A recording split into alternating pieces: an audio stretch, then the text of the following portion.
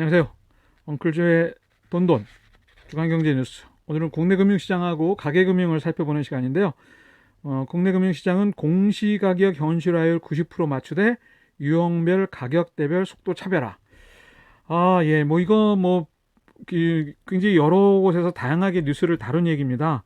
국토교통부가 27일 한국감정원 수도권본부에서 부동산 공시가격 현실화 계획에 대한 공청회를 개최한다고 얘기를 했는데, 먼저 여기서 좀 이해하고 넘어가셔야 될 것들이 있는데, 시가, 거래 가격하고 그 다음에 세금을 매기는 공시가격, 명칭은 여러 개 따라 다른데 이 두 가지의 갭이 있거든요.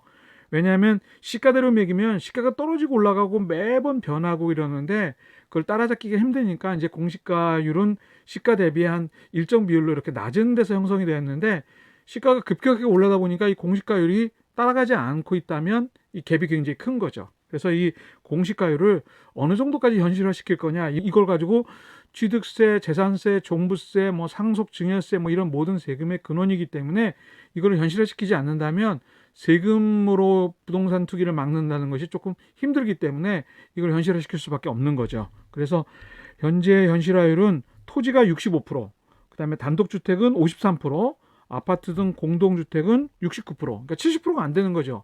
시가가 1억이면 7천만 원 정도, 아니면 6천만 원, 5천만 원 이거 기준으로 세금을 매겼다는 얘기입니다. 그래서 이걸 어떻게 하면 현실화 시키냐 하는 문제를 가지고 얘기를 하는데, 목표는 90%로 하겠다, 그렇게 이제 가이드라인을 정한 거죠. 그러면 30억 초과 아파트의 공시가격 현실화율은 지금 79.5%에 달하는데, 예전에는 고가주택이 굉장히 낮았습니다. 그런데 최근에 고가주택이 많이 그래도 60%대가 아닌 79%대로 따라잡았는데, 이거를 80%에서 90%로 79.5%에서 90%로 오르니까 10%가 만약에 20억짜리 집이면 2억이 올라가는 꼴이니까요. 상당히 크게 세금이 증가하는 그런 결과를 알 것 같습니다. 그런데 이제 부동산 유형별 가격대별로 이거를 동일하게 다 90%로 같은 연도의 목표치를 향해서 꾸준하게 올려갈 것이냐, 조금 서민주택이라고 얘기하는 데는 조금 천천히 올리면서 고가주택, 좀 부자들을 위한 세금 압박을 더 통해 가지고서 고가주택이 올라가는 걸 좀 막을 거냐, 이런 얘기를 하는 건데, 2018년까지만 해도 저가 부동산보다 고가 부동산의 현실화율이 낮았습니다. 근데 2018년도, 그 다음에 2019년도 2년 동안에 이제 그나마 고가주택의 현실화율이 더 높아졌죠. 올해 기준으로 3억 원 이하 주택은 68%, 3억에서 6억은 68.2%, 그런 것에 비해서 68%대인 비해서 15억, 30억은 74.6, 30억 초과는 79.5, 그러니까 여기만 해서도 거의 5%, 10% 이상 차이가 나는 거죠. 단독주택도 마찬가지로 52%, 50%대에 비해서 15억, 30억은 56%, 그 다음에 30억원 초과는 62%로 상당히 많은 고가주택 중심으로 공시가격이 현실화된 것은 사실입니다. 그런데 이제 현실화율을 어떻게 하느냐에 따라서 나타나는 문제가 많이 있겠죠. 여러분들이 흔히 생각하는 부자들의 어떤 조세 저항 같은 문제도 좀 걱정되고요. 또 실제로 집 하나만 가지고 있는 서울의 오랜 산 토백이 한 30년 가까이 집을 가졌던 사람이 은퇴했는데 현금은 없는데 집 가격이 올랐다 해서 이걸 부담을 할 수 있느냐, 이런 여러 가지 문제들이 나타나기 때문에 이걸 가지고 고민하고 있는 것 같습니다. 네. 엉클제 원포인트는 부동산 뉴스가 특별히 많았던 2020년 한 해였죠. 이번에는 세금 관련된 뉴스인데, 부동산 정책에서 수요 공급 이런 부분도 있지만 이 세금과 관련된 부분도 굉장히 중요한 부분이기 때문에 뉴스로 나온 것 같습니다. 재산세, 종합부동산세, 취득세 등 지방세의 기준이 되기도 하고, 상속증여세 등 국세의 기준이 되는 공시지가, 공시가격, 그 다음에 오피스텔 이런 데 어떤 모든 것이 시가 대비 낮은 수준으로 세율을 조정해서 현실화율 상향이 숙제였는데, 이걸 이제 90%에 맞추겠다, 이렇게 얘기를 하는 겁니다. 토지, 아파트, 단독주택 연립 등의 어떤 균형 문제나 가격에 따른 현실화율이 어떤 불균형의 문제를 낳을 수 있기 때문에 이거에 대한 고민을 하고 있는 거고요. 그 다음에 부동산 폭등의 문제 해결을 시가하고의 공시 가격 차이를 현실화시키면서 좀 막을 수 있다고 생각하기 때문에 이런 고민을 하는 거고, 고가주택과 서민주택의 차이를 어떻게 둘 거냐, 뭐 이런 얘기를 정부가 고민하고 있는 것 같습니다. 뭐 제 개인적인 생각으로는 90%까지 맞추는 거는 뭐 좀 뭐 타당하지 않나라는 생각도 좀 하는데, 이게 뭐 부동산 가격이 폭락이 되면 전례가 있었잖아요.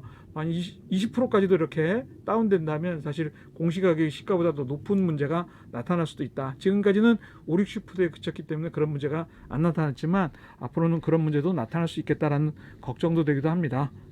그러면 또 이제 법을 또 고치겠죠. 뭐 세법을 고쳐서라도 이걸 공시가율을 좀 올리는 걸 좀 늦추든가 내려야 될 수도 있을까요?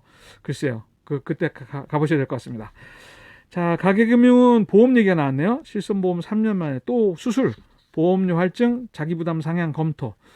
실손보험 얘기인데요. 실손보험이 굉장히 이제 비현실화된 그런 그 보험으로 보험회사도 꺼리고, 그 다음에 선량한 가입자도 그렇고 소수의 그 활용을 잘하는 그런 사람들을 위한 보험이 아닌가, 뭐 이런 생각이 드는 생각이 있어서, 보험금 청구액에 따라 이듬해 보험료를 많게는 3배 수준으로 대폭 할증하는 4세대 실손의료보험이 내년 상반기 중에 도입된다. 진료비 자기부담률을 최대 100% 높이고 통원진료의 자기부담액도 현재 2만 원에서 3만 원으로 인상하는 방안도 검토된다.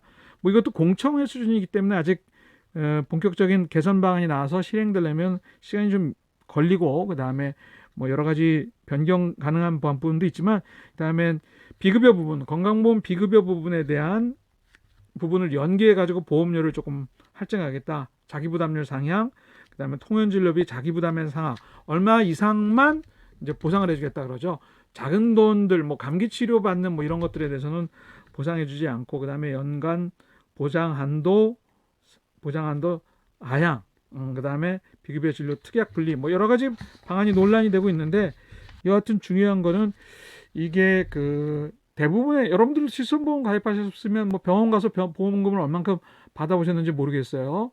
대부분 보험료만 내고 보험금을 받지 않는 분이 대부분이기 때문에 이 그 주로 보험금을 많이 가져가는 소수의 사람들을 어떻게 막아내느냐, 이게 이제 실손보험의 고민인데, 지금 4세대 실손보험은 1세대, 2세대 거쳐가지고 착한 실손이라고 얘기하는 3세대 실손 가지도 이게 커버가 안 되고 보험회사에 엄청난 손실을 주기 때문에 보험회사들이 실손보험 더 이상 취급 안 하려고 그렇게 하니까 이제 정부가 이런 고민을 하고 있는 것 같습니다. 감독당국에서 그래서 이제 뭐 비급여를 보험금으로 많이 받아가는 사람에게는 보험료를 뭐 할증하겠다. 그 다음에 자기부담률을 한도를 상향하겠다. 뭐 이런 것들만 이루어져도 보험회사가 이렇게 많은 적자를 보지는 않을 것 같은 생각이 좀 들어서 개선안에 대한 기대를 좀 하게 됩니다. 자, 그래서 손해보험은 작년에 실손보험에서만 2조 원 넘게 손실을 본 걸로 그렇게 통계가 나와 있네요. 저도 깜짝 놀랐습니다. 자, 엉클즈 원포인트는요, 보험시장 관련된 뉴스 때마다 반갑고 좀 아쉬운 느낌이 드는 이유가, 보험권은 아직까지도 개선이나 조정이 필요한 어떤 제도나 영역이 많이 있다고 생각합니다. 특별히 보험회사의 보험 상품의 특성도 있어서 그렇지만 보험회사의 노력도 필요하고요. 감독 당국의 적극적인 의지, 이런 것도 좀 있어야 되는데, 뭐 가입자 입장에서, 그러니까 소비자 입장에서, 국민들 입장에서는 뭐 좀 불공평하다라는 생각을 할 수도 있는 그런 부분들이 있기 때문에, 보험료는 매번 증액되는데 나는 혜택은 하나도 못 받고, 뭐 이런 것들에 대한 부분이겠죠.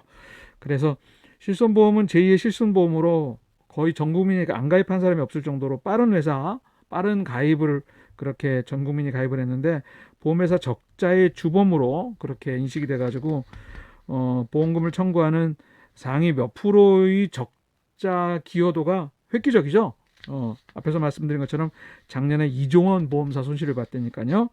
태생부터 보험권 손실이 예상된 상품이었습니다.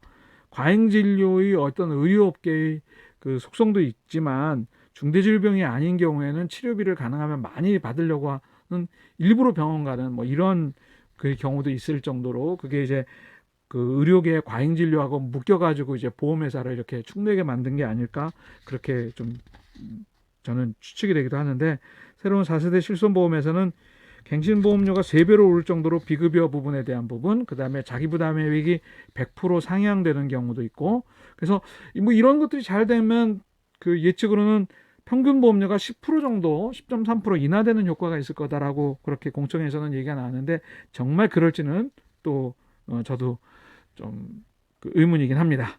자, 엉클즈의 주간 뉴스 여기까지 하겠습니다. 궁금하신 경제금융용어, 재무상담, 돈과 관련된 고민 댓글로 주시면 제가 고민해서 함께 풀어보는 시간을 가지도록 하고요. 그 다음에 돈돈 주간 뉴스 구독, 좋아요 꾹꾹 눌러주시면 저도 힘이 나겠습니다. 자, 다음 시간에 뵙겠습니다. 고맙습니다.